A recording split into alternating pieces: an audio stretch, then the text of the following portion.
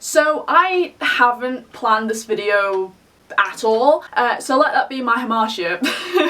Hey guys, I'm Random here, welcome back to my channel, where today, as you can see from the title, I'm going to be talking about my A-levels and my sort of A-level experience, aka my 2 years of hell. So I know it's been a while since I've finished my A-levels, my last exam was on the 7th of June. Like I said at the beginning, I haven't planned this at all, so this could be the most rambly A-level review you will watch on YouTube, but I'm also going to try and make this as concise as I can because it's the 4th of July, so I want to go watch the 3rd season of Stranger Things.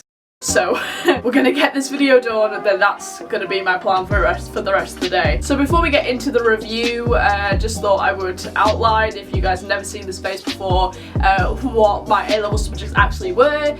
So I took A-levels in English Language, Graphics and Drama and Theatre Studies, and the exam board for all 3 of those subjects was AQA. And I'm very happy to say that those 3 letters no longer rule my life. And without further ado, let's get on to the review. So I thought I would start with arguably the most difficult one, which was my English Language A-level. How did I survive that? I don't know how I survived, honestly.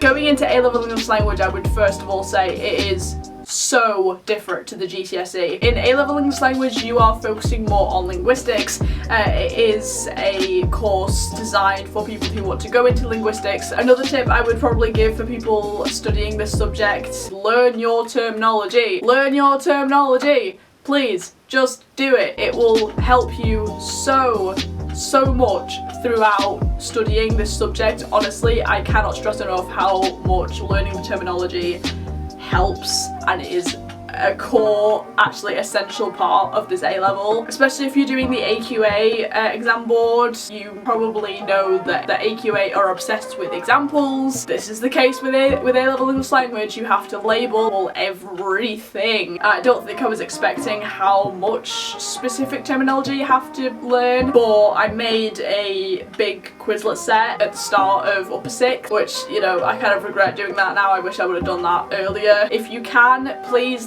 make a Quizlet set or flashcards right away with all of the terminology. Make a glossary for whichever way you learn terminology. Learn the terminology. Do whatever you need to do and just learn it, because when it comes to analysing text, learning your terminology is so useful and will make your life 10 times easier, trust me. Theorists will rule your life if you take A-level English Language, just putting that out there, and you have to learn them.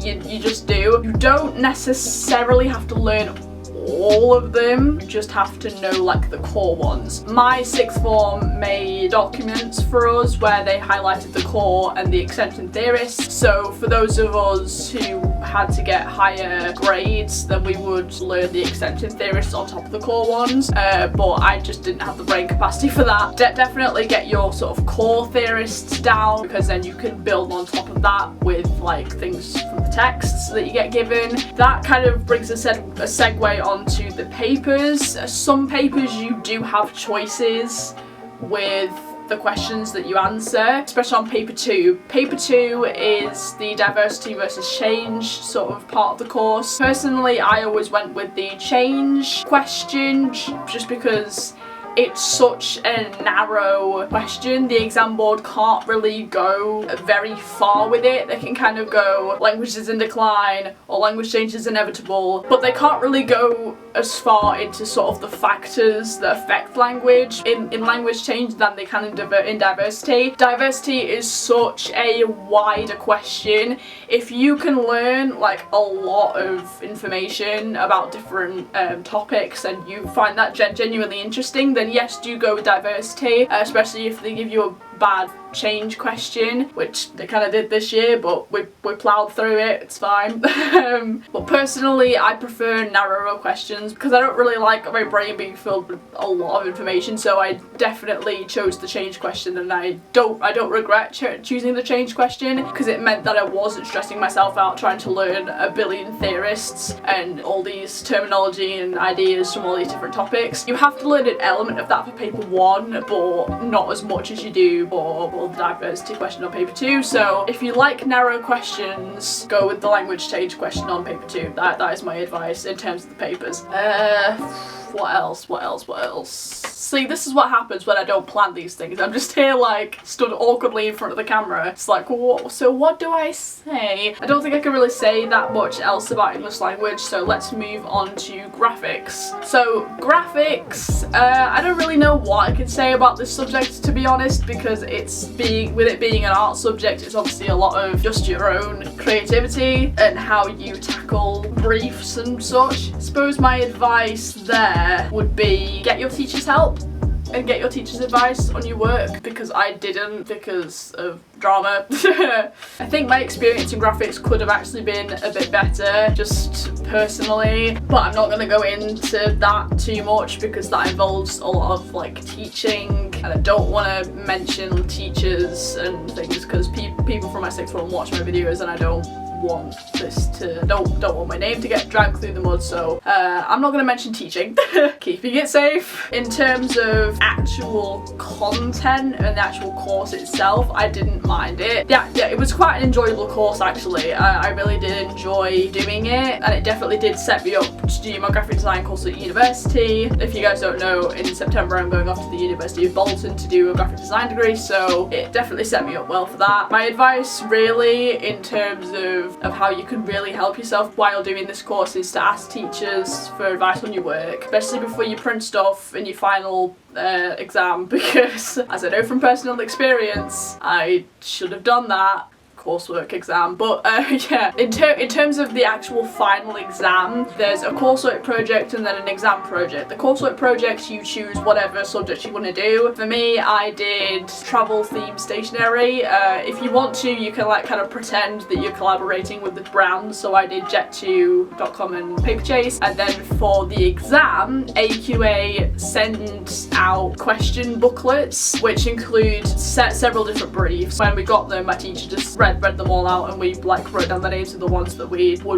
interested in, and we all got a copy, like we all got a personal copy of the exam paper. I would recommend keeping that, definitely recommend keeping that. I think obviously getting rid of it with all your other A-level notes once you're finished, but I would definitely recommend keeping it just in case there are certain details like brand names. Like for example, I did the coffee brief, so the sort of imaginary brand that we had to create graphics for in that question was called Lovezzo, so I'd kept that paper just in case I was like, what's the spelling? What's the what's the brand name again? Oh yeah, Lovezzo. So I would definitely recommend keeping your exam paper, because certain details you could potentially miss out, and then miss out loads of marks because that's, you know, part of the brief, which just set you up for being in the industry and working in the industry, because you have to be very precise with the briefs that you get given by clients. So obviously it's not a sit-down exam. For me personally, the style of exam was different to anything that I ever experienced before. At GCSE, I did graphics at GCSE, but for that it was coursework project, written exam. It wasn't like, so with obviously with art, it's like the long 5-hour exams that you have to do where you make like an artwork. The GCSE course that I did at high school was graphic products actually, also graphic communication, which I know it is now. The exam system for A-level graphics is 3 5-hour exams, 15 hours in total of controlled time. You have to have that in order to pass the course, which, you know, fun. Basically, in those 5-hour exams, I mean, if you've done art at GCSE, you probably know it's the same kind of thing. You're sat for 5 hours in your classroom with an invigilator doing work, doing your exam work. You're allowed to work on it in between the controlled time, that's fine. And my teacher set us sort of goals for the 3-5 hours, like what we should kind of be doing and where we should kind of be up to by the time the next exam came up, which was good because it helped us all have everything done by the final exam, because in the final exam you have to have had all of your final products done, everything handed in. By the end of that, you got your sketchbooks and all your final products had to be handed in. Deadlines and the time crunches are definitely real and stressful, and also it's the weirdest thing, right? So you get through 2 years of doing practical work, not a lot of writing. I mean, you have to do like evaluations in the back of each of your sketchbooks that you do for each project, but that's like, yeah. But at the end of it all, you've just done 15 hours of controlled time in exams, just on your final project, and you think you're done, but no, because it's AQA and they have to put some sort of form of writing into whatever course they, you know, do. You have to write an essay. at the end of your course. And, you know, you think, okay, that's fine, we can do an essay, but here's the catch. If you don't do this essay, you fail the whole course. That's AQA for you. I swear, when my teacher said this to me, I genuinely had to pick my jaw up off the floor. I was like, are you kidding me? Are you kidding me? AQA, why? Why AQA? Why? But anyway, we all did it and it was fine. But you know, this is what happens when you let an exam board rule your life for like 4 years. It's not actually that stressful. You'd think, oh my god, an essay, it's not actually that bad. It was just a bit of a strange thing to end the 2 years with, but hey ho, like I said, that's AQA, that's A-levels, you have to write something. We're gonna move on to drama now. A-level drama and theatre studies, AQA exam board obviously. This by far was probably my favourite subject. I loved my drama class. My drama class were G's, honestly, my entire class was just amazing. My teacher, Matt Jones, also a legend, absolute G. I just loved every second of it, to be honest. It wasn't even like there was any kind of down point. It was just all positivity and all fun, and I just loved it. I genuinely loved it. I didn't do GCSE drama, which a lot of people in my class did, so it was interesting to go into that. Before I went, I thought that I was going to feel kind of intimidated going in, like, oh, I haven't done GCSE, am I going to be missing out? But I mean, my teacher before, because I'd met him like twice before at like a taster day and like the open day or whatever, so he knew me and he knew my situation, and he was like, no, it's fine, like we all start at the same point, and that was definitely the case. And I never ever felt like I'd missed out or like I was behind. We all started at the same point, we were on a level playing field. It was brilliant, it was absolutely amazing. Yes, there are written elements to drama, it isn't just all acting. There are 2 acting exams and 1 written.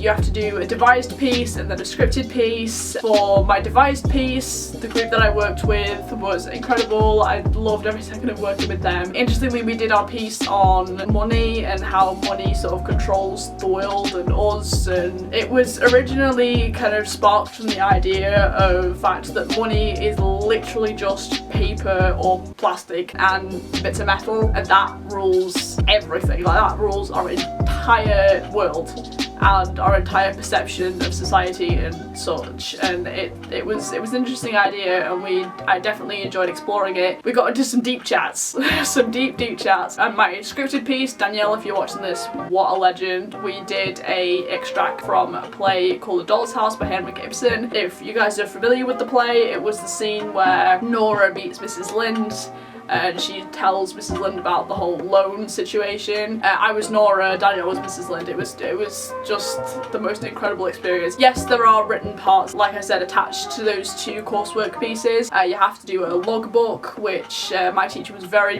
good at sort of guiding us through and giving us feedback on a regular basis. I would just recommend with the logbook, try and do it as you're doing the piece, like as you're workshopping and doing your drama pieces, because leaving it to the last minute, I would not advise you to do that in any way, shape or form. It's so much stress. And then the written exam, you have to study 2 plays and 1 live theatre play. So we did Antigone and Metamorphosis, and then the live theatre play we studied was a play called Things That Are to Be True by Andrew Bavell. Such a good play, by the way, if you haven't seen it. I would definitely recommend, actually, if your sixth form was struggling for live theatre productions to do, that you sign up for a service called Digital Theatre Plus, which is a service which is a bit like Netflix but for theatre. It basically has like a bunch of actual like live legal recorded productions and like interviews with directors and actors and also resources provided by the website for educational institutions. So it is kind of based and designed for educational institutes and students. experience. The live theatre question on the exam actually is designed, like there are several questions for that live theatre section,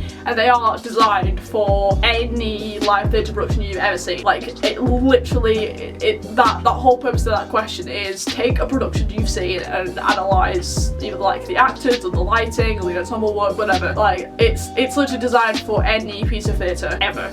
So you don't technically have to do the one that your sixth form are necessarily studying. I thought that it'd be easy to do that because I don't necessarily want to sit in the theatre with a notepad and write down things, but hey, that's just me. And plus I really liked the production that we were studying in class anyway, so I didn't really see the point in doing any other production. But yeah, doing drama is definitely not for someone who just wants to do it for a laugh. You have to actually have a genuine interest in drama and want to sort of either go into it as a profession or just want the skills, because it's hard work. It definitely is hard work, but it's fun hard work. I just loved every single second of it, and I do not regret taking that subject at all.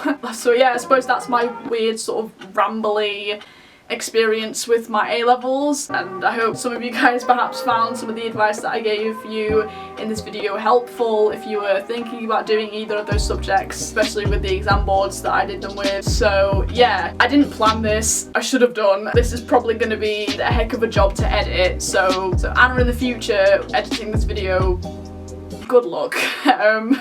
So yeah, I hope you guys enjoyed this video. If you did, make sure to leave a like and subscribe so you don't miss out on any more of my videos. Also, make sure to follow me on Twitter, Instagram and Snapchat names, which will be as always at the end of this video. And yeah, A-levels, am I right? I'll see you guys in the next one.